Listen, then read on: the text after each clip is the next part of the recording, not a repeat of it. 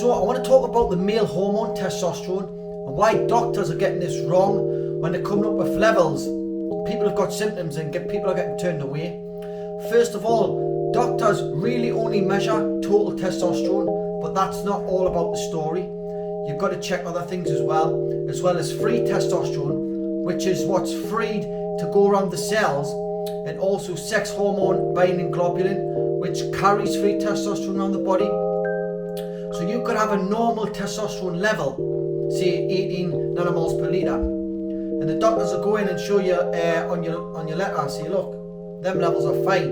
But what they don't seem to understand is the free testosterone and the sex hormone binding globulin that's playing a pivotal role in what happens with that testosterone. So you could have high total testosterone but low free total testosterone, and that's what really matters in this case, because that's what adapts to the cells.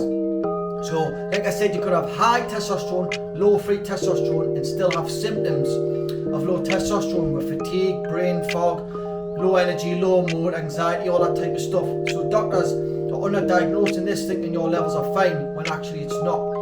You should also get your sex hormone binding globulin checked, because if they're raised, that's not going to have the efficiency to give your free testosterone and get it around the body.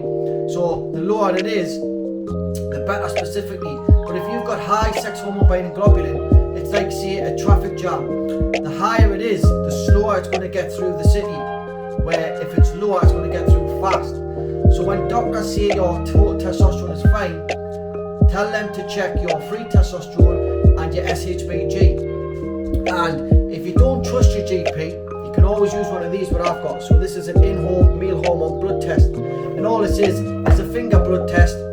Finger prick, send the blood off to the labs.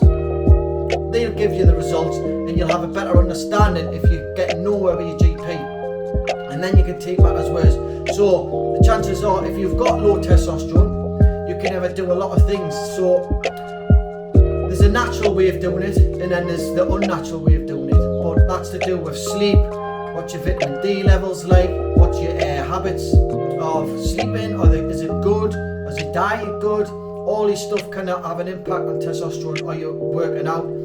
If push comes to shove that you've tried everything else, then obviously TRT, as we call it, testosterone replacement therapy, is something else you could go down the route. So this is not a case to say go on TRT or do anything like this.